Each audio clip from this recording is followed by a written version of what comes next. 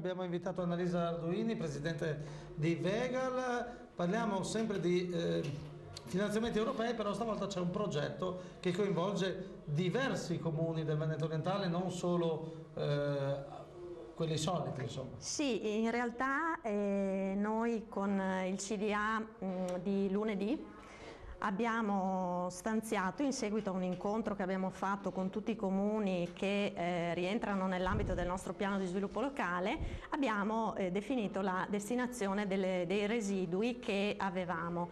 Oltre ai residui nostri che ammontavano circa 430.000 euro, ci è stata data dalla Regione Veneto una premialità del 5% di ulteriori 243.000 euro, quindi per un totale di 670.000 euro circa. Allora abbiamo convocato immediatamente naturalmente tutti i soci per capire chi avesse dei progetti già pronti, più o meno pronti, perché con le tempistiche insomma, devono essere pronti e già con autorizzazioni più o meno entro il 20 di settembre, altrimenti non ce la si fa a fare le opere poi entro il 2014, che è il termine ultimo assolutamente per la realizzazione. Quindi hanno partecipato i comuni che già appunto, come da nostro invito, avevano qualche progetto nel cassetto e sono stati assegnati questi fondi, quindi siamo intorno ai quasi 700.000 euro. Mi perdoni Presidente, sì. Ma adesso con l'ingresso della Croazia nell'Unione Europea sì. aumenterà anche la tipologia dei finanziamenti, non so, con qualche Interreg Italia-Croazia, robe di questo genere? Sì, l'ingresso della Croazia, che era aspettato da tempo,